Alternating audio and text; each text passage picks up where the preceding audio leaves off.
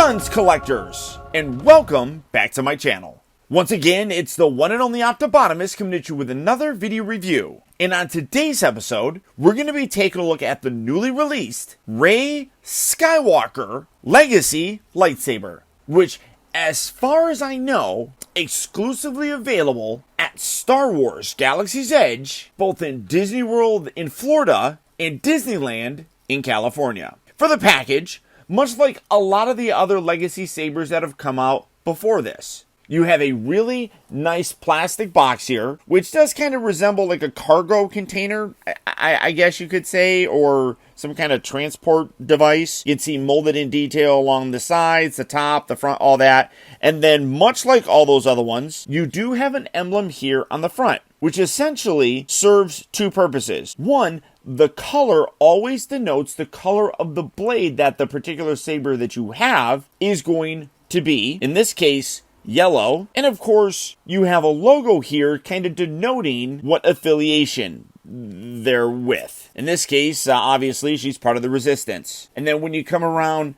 to the bottom here, this is where you see some of the assembly bits, how to change the batteries, things of that nature, and of course the name, which, yes, I said it is the REY SKYWALKER because this is meant to replicate that final lightsaber that she shows off at the end of Star Wars The Rise of Skywalker. And then with all of them, you just push that in, you open it up, and the inside here has a really nice tray with a fairly silky kind of thing. And then, of course, the lightsaber. So, without further ado, let's get this fully out here and see how cool it actually is. And here it is.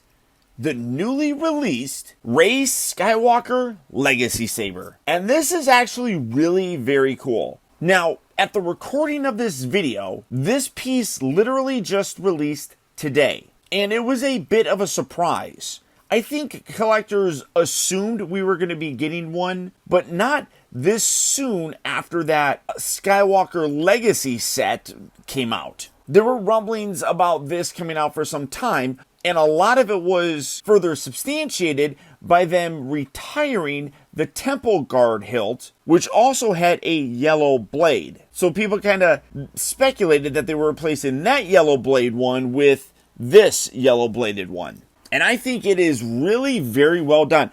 It's not perfect by any stretch of the imagination. There are some issues that I do have with it, but in general, this is a really very nice piece. One thing that instantly caught my eye is this is very heavy. I don't have a ton, but this is possibly the heaviest one that I have ever felt. I mean, there's just a substantial weight to this guy. And I love the very rustic look to it. Now, this also has a very similar look to the staff that Rey used throughout the new trilogy, both in terms of the bottom section as well as the top. That was the top and bottom of her staff that she used often. Likewise, it had this wrap thing. Now, this actually feels like it's cloth, as you're feeling. I mean, this is all metal throughout this entire thing. I don't think there's like really any plastic at all on this, save for the top part, which we'll get to. This, though, is definitely a cloth material, which I think looks great. You can see a lot of tattered sort of images on there. That looks really sharp. But it does kind of feel like it's a thin sort of cloth material, because obviously you have a lot of this other part. I mean, you can feel it's fairly thin, so it's like maybe only like one layer, because there's not much gapping, it feels like. But you can see you also do have some rust elements, some kind of dirt thrown in there. You can kind of see some of that right down in there. This is the battery compartment. You're just going to twist that and put that back. That's also plastic. So you got a lot of really nice paint throughout this entire thing. You got a lot of that up here as well. Some screw work, which looks good. Some little springs inside there. You got that kind of down here as well. I also like what they did for the belt clip. This is a metal piece, so that's nice to see. I was worried that was going to be like a plastic piece, which would make it kind of fragile, I guess, but that is metal and part of this entire thing. So that's on there really good. So I love that. But I also like how they kind of blended it in with all these other sort of ridges. I mean, when you look at it like that, you don't notice that you come to the side, it's actually the belt clip. I totally dig that. Again, you can see all the different paint elements added in there. It does have a very worn sort of look throughout the entire thing. Now, this is one of the aspects that people have complained about, and I totally agree with it. The actual activation is right here. You thought I was going to say here. No, it's right here. It's hidden in pretty decently, like the brown blends in nicely. But in the film, one of the coolest aspects was she literally took this entire top section, spun it, and that's what activated it. I really wish they could have figured out a way to do that. Since they couldn't, one part that I wish they could have figured out with this rotating piece that is just kind of part of the entire thing is this. Now, this is the top section. This was really cool, but this part here is all made out of plastic. The part that sucks is you have to physically open each of these, and you can see like some great scorch detail, burn marks throughout the entire thing. I love the way that looks. You literally, though, have to go through and open that entire piece up. So you kind of have Unicron teeth right there. Now, one of the differences between this and a lot of the other ones, there's also not a cap inside here, so you don't have to remove anything. But if they couldn't make this, the rotation, actually activate the lightsaber, it would have been nice if they made it rotate and had this open. That would have been super, super cool if they did that. Unfortunately, they didn't. It doesn't ruin it, in my opinion. I just think it would have been a much better sort of thing. Now, bringing in the blade, again, open it up. You can't put it in there when they're closed. You got some nice gold colors on the inside here of these pieces as well. So we're going to slide that down. You're going to hear the activation sound when you push it in. There it is. Let's try that again a little bit closer so you can hear it. There it is.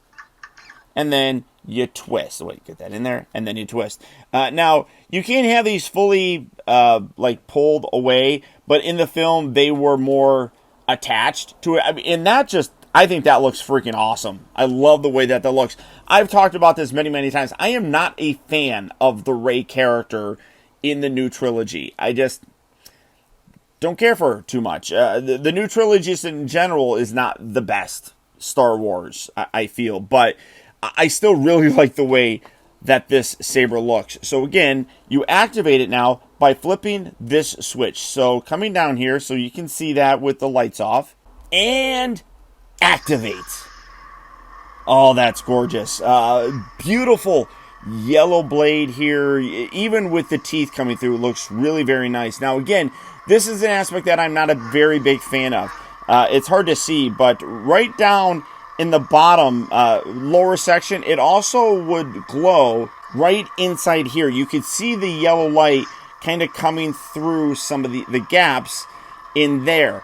It's unfortunate, again, that they don't have a way that you can replicate that. I'm not a fan of that in general, but the blade is still absolutely gorgeous. You can see it's still very, very bright. You can turn it off. You can see that it lightens and darkens. And the color is just absolutely gorgeous. I'm holding it away. No, I mean, it's mostly because of the blue background that I have. It's kind of giving it, at least in person, kind of a greenish sort of look. It's definitely making this look green, but gorgeous. Let's listen to the sounds.